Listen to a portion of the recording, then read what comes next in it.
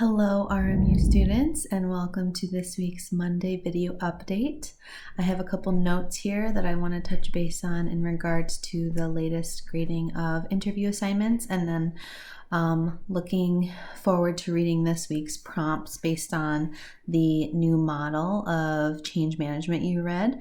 And then looking ahead for this week, some of you might have already posted, but this week we're focusing on leadership wellness. And I will be perfectly honest, this is one of my favorite topics from your text and just when we're examining leadership in general. So my first couple notes here is that in reading the interview assignments, I saw a couple very strong themes sort of emerge through the qualitative reflections and summaries of interview question responses.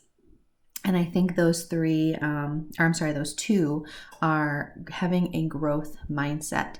When we're talking about change management, we're really talking about one's ability to conceptually understand, value, implement, and assess change, right? I mean, it's a multi-layer process, but many people and many of you responded that in your interview, whether you were interviewing someone or you were interviewed, that change for many people is difficult to accept.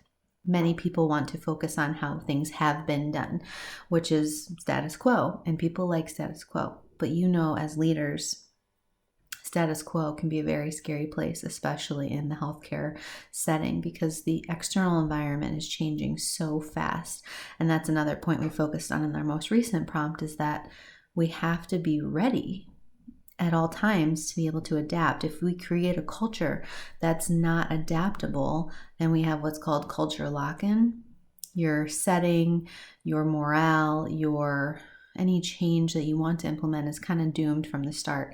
And furthermore, a theme that emerged beyond this growth mindset is the importance of communication. You know, that's not rocket science. Like, communication is important, but we're talking about transparency of communication and not being talked at, but being talked with, and having a voice at the table. And some of you even commented on, I've always just been kind of handed marching orders and this is how we're going to change things, but I'm going to look at it more critically now and ask why more often. Don't try not to be a passive follower. Be an active, engaged, curious, advocate type of follower for your patients, for yourself, for your profession, because I know many of you might be in current situations where you're struggling from burnout or not feeling valued or having a voice at the table. And if the interview assignment offered you anything, it's a critical view at the leadership decisions being made by people above you, and maybe realizing the breadth of exactly what they're dealing with on a daily basis.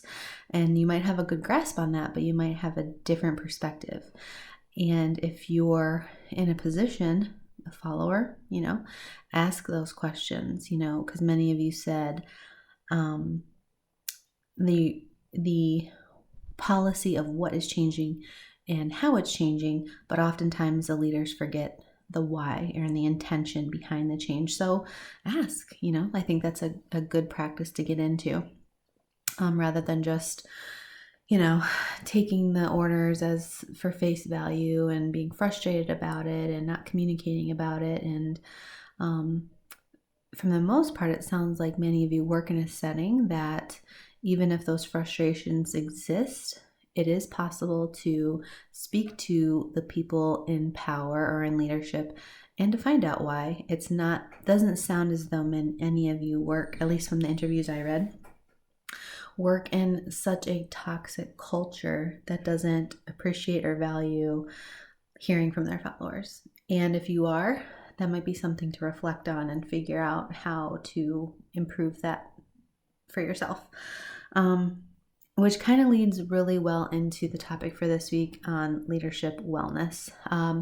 The chapter is a little bit longer, but and there are two surveys at the end. You don't have to do those, but if you're just curious for yourself, please feel free to do that. The problem with it is I am not able to see how to interpret your results. I just viewed them quickly, and I don't have a key for your findings other than you could quickly look at it and see how you scored on the Likert scale. But the idea of wellness is so, so important. And I think the millennial generation is probably the first generation in the workplace to value it and to take it pretty seriously. And it's interpreted as we're a softer generation. When I say we, because I'm clumped into the millennials, but I think that we're bringing a very valuable and difficult skill to the surface, this idea of taking care of yourself. And if you take care of yourself in a leadership role, you also take care of your followers. And you have to create this culture of valuing wellness. There is a ton of research. I don't have the citations off the top of my head, but it's all over the place as it relates to valuing your people and how easy it is to create a toxic working environment if you don't go the extra step to show value in your people. A great example, and people always refer to this in the leadership realm, is Google. I don't know if any of you know people that work at Google or have worked at Google or have heard about their working environment, but boy, do they take care of their employees. But in doing so, they also have 10 times the productivity because of the resources they give their employees. From the moment you step foot on campus, because it's so big, it is a campus, you have a working station at your computer or at your in the bus. You can hook up and start working 30 minutes before you get into your office. But they have sleeping pods. You don't have to pay for a single meal while you're there. They give you oodles of time off for maternity and paternity leave.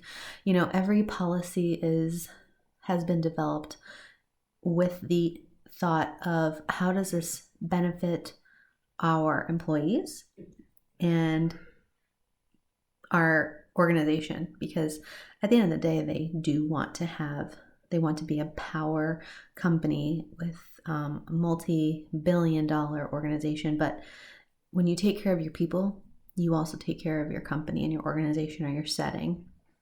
And that's easily lost in policy development and professional burnout, because I know you can all really empathize and understand burnout. Many of you have mentioned it already this semester in different prompts, but this chapter does a wonderful job at just highlighting some of the most important aspects of leadership and wellness and the importance that it's embedded in your organizational culture, and if it's not, how you can. And I really like how it continues to emphasize the importance of communication and being clear, concise, timely, which many of you have mentioned, just to create a healthy communication environment, because I'm sure many of you have been in a position or have experienced a time where you don't feel like you can speak up. And that's an interesting phenomenon that happens. Sometimes we create these notions in our mind that, if we speak up, we'll get fired or we'll get reprimanded or we'll feel belittled. And sometimes that is the case, but oftentimes it's something we've, created in our mind that will happen because, we're just in a culture where we don't talk back to someone above us, hierarchy type. But I think there's definitely a way to tactfully approach it.